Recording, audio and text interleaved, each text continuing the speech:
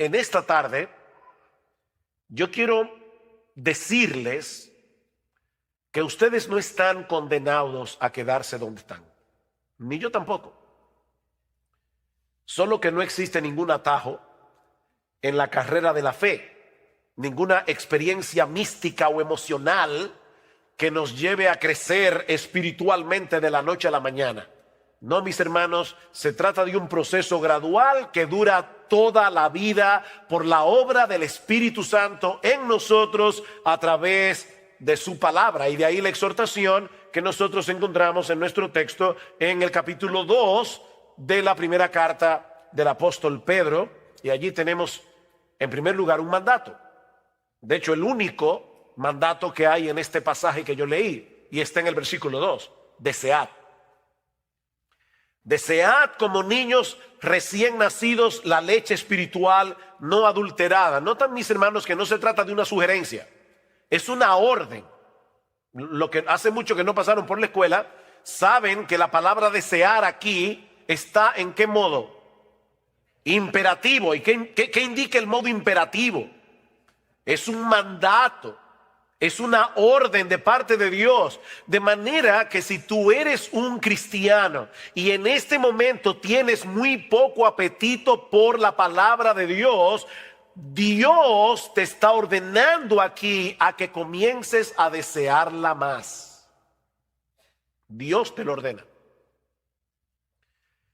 Noten que Pedro no nos está diciendo aquí que debemos leer la Biblia o memorizar la Biblia o estudiar la Biblia, o incluso enseñarle la Biblia a otros. Por supuesto, debemos hacer todo eso. Debemos leer la Biblia, debemos memorizar la Biblia, debemos estudiar la Biblia, debemos enseñar la Biblia a otros. Pero ¿qué es lo que Pedro nos está ordenando aquí? Que la deseemos.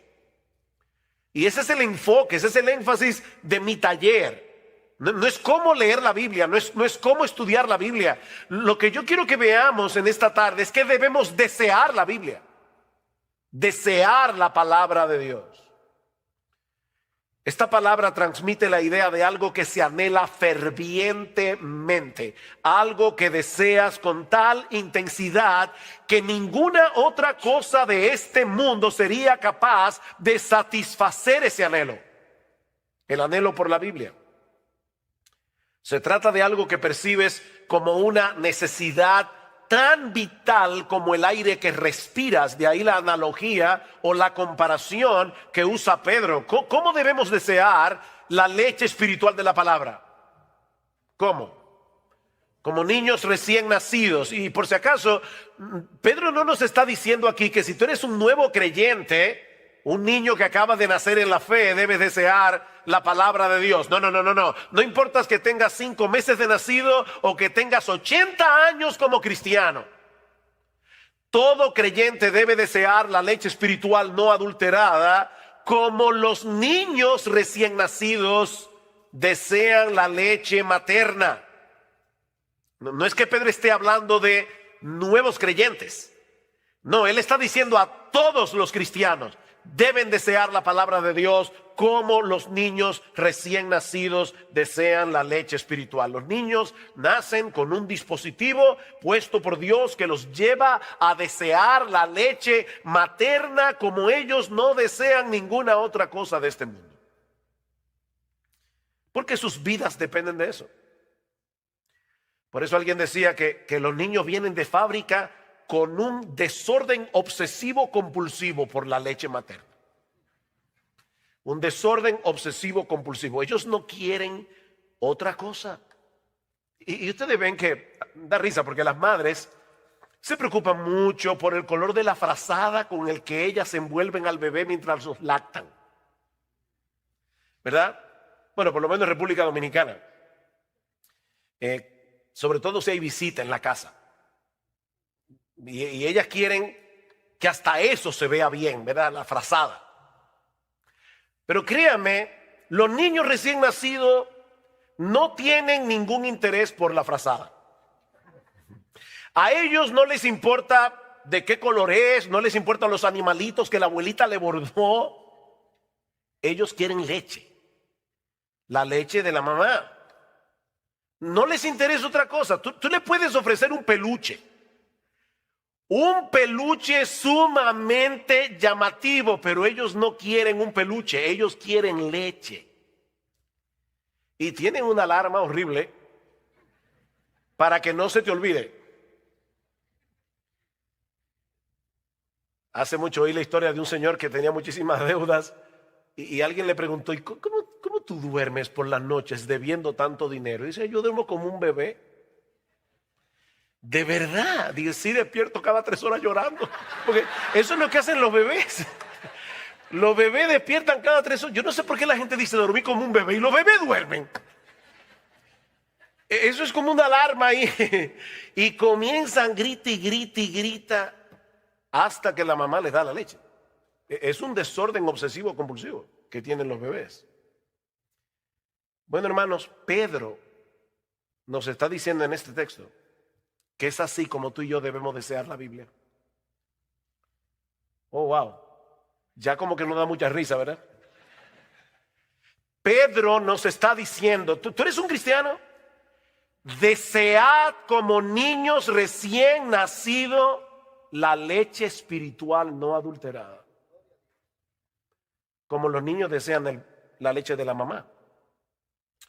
Dice el salmista en el Salmo 19, versículo 10, que la palabra de Dios era para él más deseable que el oro, que mucho oro afinado, y era para él más dulce y más dulce que la miel que destila del panal. Y lo mismo expresa el autor del Salmo 119. Algunos creen que el autor del Salmo 119 era Esdras, el escriba. Pero sea quien haya sido el autor del Salmo 119, mis hermanos, este hombre escribió un poema de amor dedicado a la Biblia. Lean el Salmo 119 con eso en mente y se van a dar cuenta que es un poema de amor. Un hombre enamorado de la Biblia.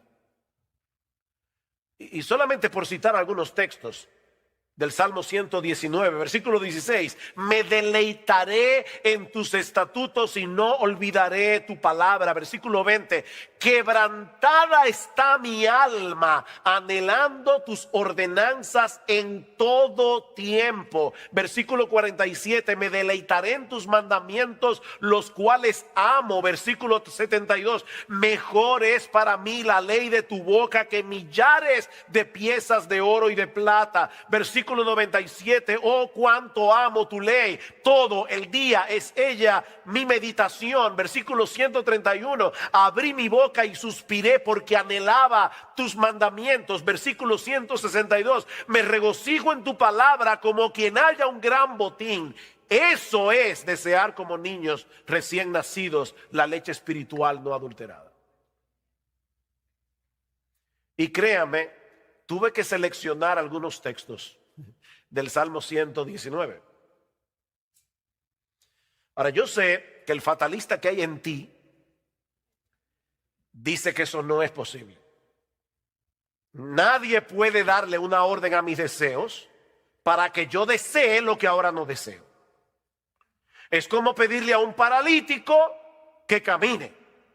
Él no puede caminar por más que tú se lo ordenes, porque él tiene un problema que le impide caminar. Bueno, depende de quién se lo ordene.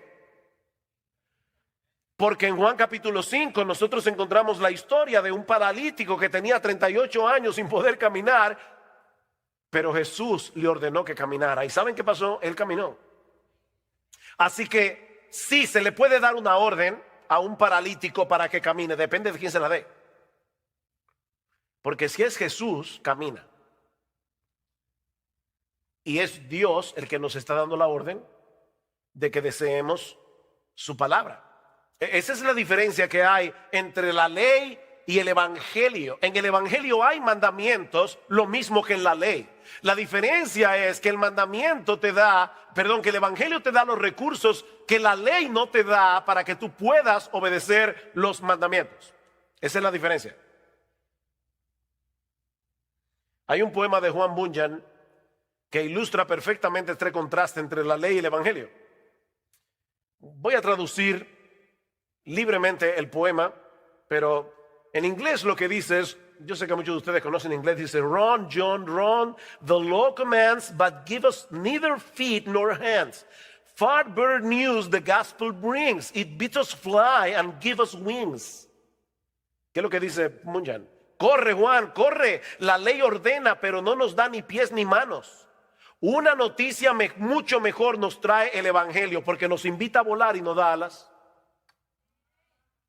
Nos invita a volar y nos da alas. No sé cuántos de ustedes han leído las Confesiones de Agustín. Si no la han leído, de verdad deberían leerla. No es un pecado mortal no leerla, es venial, pero deberían leerla. Pero en las Confesiones de Agustín hay una oración que Agustín le hace a Dios. Él le dice a Dios, concédeme lo que mandas y mándame lo que quieras. Concédeme lo que mandas y mándame lo que quieras.